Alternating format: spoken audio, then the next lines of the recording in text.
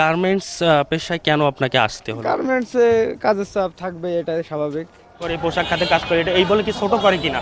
না না, অবশ্যই ছোট করে আগে, অনেক আগে ছোট করতো কিন্তু পড়াশোনা কত দূর আসলে করেছেন? ভাই পড়াশোনা মাস্টার্স কমপ্লিট। গ্রাম থেকে অনেকেই মনে করেন যে আসলে পোশাক খাতে যারা কাজ করে তাদের জীবন একদম অনেক মানে সীমাবদ্ধতা থাকে। তো আসলে পোশাক শ্রমিকদের জীবন আসলে অতটা সীমাবদ্ধ না, তাদের মধ্যেও স্বাধীনতা আছে। যদিও একটা নির্দিষ্ট ঘন্টা কাজ করার পর তাদেরও একটা এন্টারটেইনমেন্ট বিনোদনের ব্যবস্থা আছে এখানে। পূর্বে গার্মেন্টস পেশাকে ছোট করে দেখা হতো, কিন্তু বর্তমানে এ ধারণা একেবারেই ভুল। পোশাক কর্মীদের অক্লান্ত পরিশ্রমই দেশের অর্থনীতিতে অসামান্য অবদান রাখছে। হাজার হাজার শিক্ষিত তরুণ তরুণী নিঃসংকোচে গর্বের সাথে কাজ করে যাচ্ছে এ খাতে। বন্ধুরা, অনেক ক্ষেত্রে কিন্তু এই যে আশেপাশের পরিবেশটা কিন্তু মানুষের যে মেজাজ আছে, মানুষের যে চিন্তা ভাবনা আছে, চিন্তাধারা আছে, সেটিকে প্রভাবিত করে। কিন্তু যখন আমরা অনেক ক্রাউড পরিবেশে থাকি, একেই তো শুরু হয় ক্রাউড পরিবেশের মধ্যে নিজের যে কাজ করার যে এনার্জিটা, সেটাও ডিপেন্ড করে কিন্তু পরিবেশের উপরে। তো এখানকার পোশাক শ্রমিকরা আসলে প্রতিদিন এই যে ক্রাউড পরিবেশে একই তো থাকে, তার উপর বাইরে যখন তারা বের হয় তারপরেও কিন্তু এই পরিবেশের সম্মুখীন হতে থাকে। প্রিয় বন্ধুরা, এই জায়গাগুলোতে আসলে সকালে এক ধরনের পরিবেশ বিরাজ করে এবং যখন আসলে পোশাক শ্রমিকদের অফিস অথবা ডিউটি শেষ হয় তখনকার পরিবেশ কিন্তু একটু অন্যরকম হয়ে থাকে। তো আমরা আসলে সেটি আজকে দেখব যে আসলে আমরা বিভিন্ন প্রকার জায়গার লোকেশন বা এনভায়রনমেন্ট আমরা দেখে থাকি।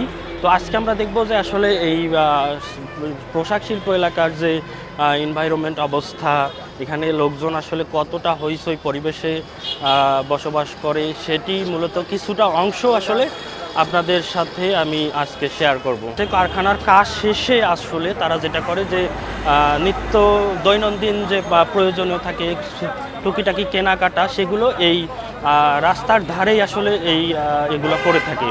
এই যে দেখুন, রাস্তার ধারে বিভিন্ন প্রকার আসলে পোশাক শ্রমিকরা যখন তাদের কারখানা ছুটি শেষ হয়, তাদেরকে বিশেষ করে কোনো আসলে মার্কেটে যেতে হয় না। এখানে রাস্তার ধারেই আসলে দেখুন ফুটপাতে এই ধরনের কাপড় চোপড় থেকে শুরু করে সব কিছু এই রাস্তার ধারেই পাওয়া যায়। কারখানা থেকে যে বের হবে, পোশাক শ্রমিকরা কারখানা থেকে যে বের হবে, তারপরে কিন্তু এই হইচই পরিবেশের মাধ্যমে তাদেরকে জীবনযাপন করতে হয়। আসসালামু আলাইকুম। কি করেন আপনি? কি করতেছেন? তো আপনার কাস্টমার অধিকাংশ কারা আসলে?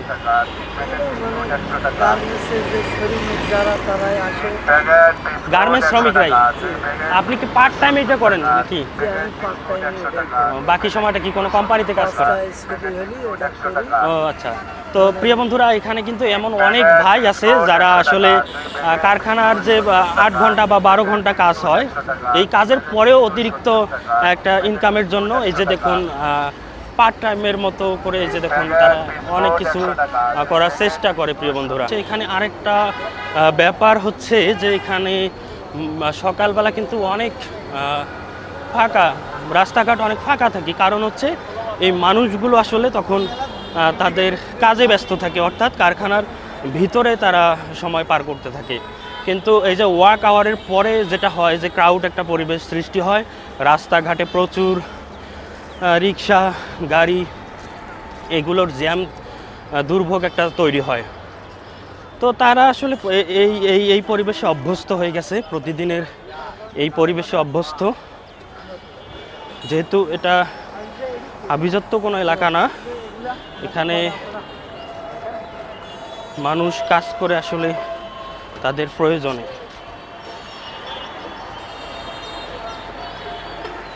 আসসালামু আলাইকুম। আপনি কি করেন ভাইজান? পোশাক শিখাতে আছেন না? তো কেমন লাগে এই যে প্রত্যেক দিন কারখানার ভিতরে একটা হইচই, তারপর বাইরেও এত ক্রাউড একটা পরিবেশ, মন মেজাজ ঠিক থাকে? প্রয়োজনের তাগিদে অবশ্যই করতে হয়, কারণ ভালোই লাগে। আচ্ছা, মানুষের সাথে কাজ করতে করতে আচ্ছা। সময়টা চলে যায়, মাস শেষে মোটা অঙ্কের টাকা পাওয়া যায়। আপনার দেশের বাড়ি কোথায়? সিরাজগঞ্জ। সিরাজগঞ্জ। তো এখানে এসে তো হরেক জায়গার মানুষ একসাথে কাজ করতে হয়, তো কেমন অভিজ্ঞতা? ও এক এক জেলার লোক এক এক রকম, তারপরেও মেনে নিতে হয়। তো কাজের স্বার্থে হ্যাঁ, একসাথে অ্যাডজাস্ট করতে হয়। বিপদে আপদে তারা থাকে, হেল্প করে। বিপদ আপদে প্রথম দিকে হেল্প না করলেও যখন একসাথে থাকতে থাকতে অভ্যস্ত হয়ে যায়, তখন চেনে জানে, তখন মোটামুটি বিপদ আপদে বাড়িতে যাওয়ার সময় সহযোগিতা করে আর কি। তো আপনি তো নিশ্চয়ই জানেন যে আমাদের দেশের যে অর্থনীতি সচল রাখে এই পোশাক খাতি, তাই না? জি।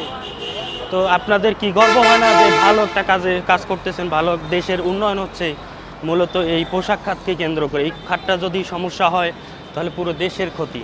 তো সেদিক থেকে আপনাকে কি ছোট মনে হয় কি না? আমার জানা মতে যে বিশ্বের মধ্যে বাংলাদেশ দ্বিতীয়তম স্থান অধিকার করেছে এই পোশাক খাতের জন্য, জি। এবং এই বাংলাদেশ উন্নত হওয়ার জন্য এই পোশাক খাত একটা বড় ধরনের ভূমিকা অর্জন করতেছে। সেক্ষেত্রে আমরা গর্ববোধ করি বাংলাদেশকে নিয়ে। অবশ্যই। তো প্রিয় বন্ধুরা, আমি যেটা বলবো যে এই ভাইরা পোশাক শ্রমিক যারা আছে তারা গ্রামগঞ্জে থেকে আসলে এসে আমাদের এই গাজীপুরকে সমৃদ্ধ করছে, এই অঞ্চলটাকে কিন্তু সমৃদ্ধ করছে পোশাক শিল্প, তাই না? তো যখন গ্রামে যান অনেকে আপনাদেরকে মনে করে যে এই পোশাক শ্রমিক কাজ করে, পোশাক খাতে কাজ করে, এটা এই বলে কি ছোট করে কিনা? না না, অবশ্যই ছোট করে। অনেক আগে ছোট করতো, কিন্তু এখন সবাই মানে এটা বড় বড় কিছু মনে করে যে এরা ভালো কিছু করছে বা ভবিষ্যতে আরো ভালো কিছু করবে, এবং অনেক হার্ড ওয়ার্কের সাথে আপনারা থাকেন প্রতিনিয়ত, তাই না? জি। তো ঠিক আছে ভাই, আপনার নামটা জানা হলো না? আমার নাম মোহাম্মদ হাফিজ খান। তা হাফিজ ভাই ফ্যামিলি নিয়ে থাকেন? না, আমি ফ্যামিলি নিয়ে থাকি না, আমার বাড়ি সিরাজগঞ্জ, এখান থেকে যাইতে 2 ঘন্টা লাগে মাত্র। ও আচ্ছা আচ্ছা আচ্ছা। আমি প্রায় অফডেতে বাড়িতে যাই। তো ঠিক আছে ভাই, ভালো থাকবেন। এবং মানুষের বিভিন্ন প্রকার মানুষের সমাগম, প্রিয় বন্ধুরা, এক একজন মানুষ এক এক জায়গা থেকে আসছে, দেশের বিভিন্ন প্রান্ত থেকে আসছে। তো তাদের এক একজনের চিন্তা ভাবনা, এক একজনের রুচি, তো তো এটা আরেকটা ভালো দিক আছে, সেটা হচ্ছে এই যে তারা দেশের বিভিন্ন প্রান্ত থেকে এসেছে এবং এই গাজীপুর শিল্প এলাকাটাকে একদম সমৃদ্ধ করে রেখেছে। প্রিয় বন্ধুরা, আমি যতদূর জানি এই গাজীপুর কিন্তু আগে এই যে মোটামুটি 90 দশকের শেষের দিক থেকে এই গাজীপুরের সমৃদ্ধি উত্তরোত্তর বৃদ্ধি পেতে থাকে, এবং সেটার একমাত্র কারণ হচ্ছে এই শিল্প এলাকা অর্থাৎ পোশাক শিল্পের অবদানের কারণে। তো আরেকটা বিষয় না বললেই নয় যে এই পোশাক শিল্পের কারণে কিন্তু অনেক এই মানে তাদেরকে ডিপেন্ড করে আরও অনেক কর্মসংস্থান এখানে তৈরি হয়েছে।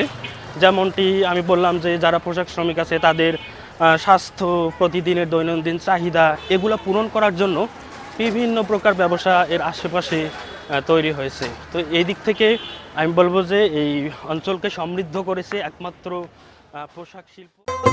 গার্মেন্টস শ্রমিকরা বেতন ও সামর্থ্য অনুযায়ী বাসা ভাড়া নিয়ে থাকে, কেউ ফ্ল্যাট, আবার কেউ অর্ধ বিল্ডিংয়ে, কেউ টিন শেড ঘরে।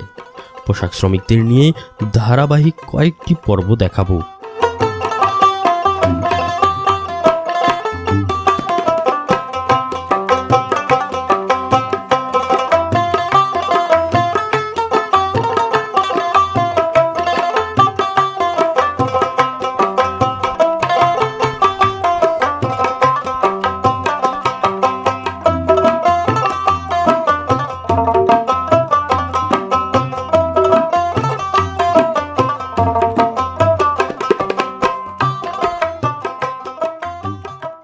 গার্মেন্টস পেশায় কেন আপনাকে আসতে হলো? আবার বাংলাদেশে তো অনেক কাজের কর্মক্ষেত্র আছে, কিন্তু আপনি এই পেশায় কেন আসলেন? গার্মেন্টসে কাজ করে মাসে যে কিছু টাকা পাওয়া যায়, এটাই আমাদের কাছে অনেক বড়। আপনি কি করেন? ভাই একটা ছোটখাটো দোকান করে বসো। দোকান করেন? আপনার কাস্টমাররা অধিকাংশ কারা আসে?